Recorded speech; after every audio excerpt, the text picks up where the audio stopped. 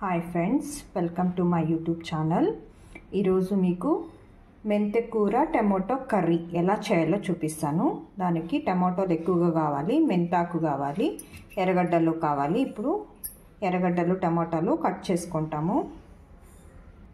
ఇలా టమాటాలు సన్నగా కట్ చేసుకోవాలి. ఎర్రగడ్డలు, కరివేపాకు, మెంతాకును నేను ఆల్రెడీ కడిగేసి సన్నగా కట్ చేసి పెట్టుకున్నా. కాస్తంత పసుపు, కాస్తంత ఆవాలు, కాస్త ధనియాల పొడి, కాస్త మిరప్పొడి మీ కారానికి అనుగుణంగా తీసుకోండి. కాస్త నూనె కావాలి. ఇలా ఒక 2 స్పూన్ల దాకా ఆయిల్ వేసుకుంటాను. ఆయిల్ వేడెక్కతానే మనము ఆవాలు అంతా వేసుకుంటాము. ఆయిల్ వేడెక్కింది. ఇప్పుడు మనము కాస్త ఆవాలు, నేను ఆవాల్లోనే జీలకర్ర మిక్స్ చేసేసాను కాబట్టి మళ్ళీ సపరేట్గా వేయట్లే. మీరైతే కావాలంటే వేసుకోండి.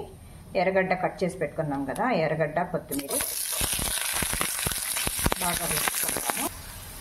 ఎర్రగడ్డలు మగ్గాక ఇందులోకి మనము టమాటాలు వేసుకుంటాము. టమాటాలు ఎక్కువ వేసుకోవాలన్నమాట, అప్పుడే బాగుంటుంది. టమాటాలు చాను మగ్గించుకుంటాము. ఆకు వేస్తే తొందరగా మగ్గిపోతుంది. ఒక 2 నిమిషాలు టమాటాలు మగ్గాక మళ్ళీ ఆకుకూర వేసుకుంటాము. ఇప్పుడు ఉప్పు వేసుకుంటాము, తొందరగా మగ్గుతుంది. రుచికి తగినంత ఉప్పు, నేను ఇక్కడ రాళ్ళు ఉప్పు వేసుకున్నాను. మీరు కావాలన్నా నూనె ఉప్పు అయినా వేసుకోండి, లేదంటే పింక్ సాల్ట్, ఏదైనా మీరు ఏది వాడతారంటే ఆ సాల్ట్ వేసుకోండి. అలాగే ఒక 1/2 స్పూన్ దాకా పసుపు, కాస్త మగ్గనిస్తాము మూత పెట్టేసి.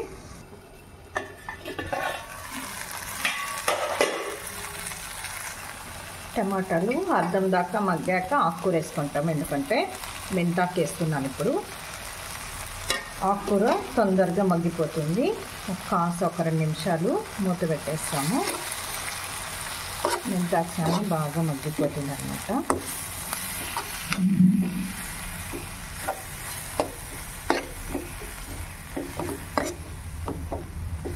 ఇంకా మనం ఇందులోకి కారం అది వేసుకోలేదు.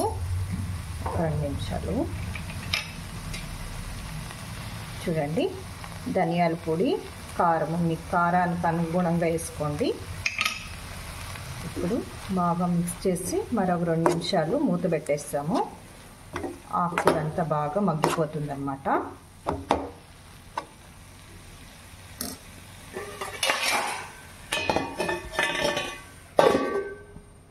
ఇప్పుడు మూత తీస్తాము.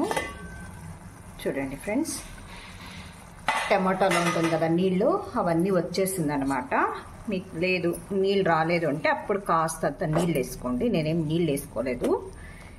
ఇప్పుడు ఈ స్టేజ్లో మీరు ఉప్పు కారం చూసి, పులుపు అంతా చూసి, కొన్ని టమాటాలు పులుపు తక్కువగా ఉంటాయి, ఎక్కువగా ఉంటాయి కాబట్టి నాకైతే తక్కువ అనిపించింది. అందువల్ల నేను మామిడికాయ పౌడర్ చేసి పెట్టుకున్నాను కదా, ఇది ఎలా చేయాలని వీడియో చేశాను చూడండి.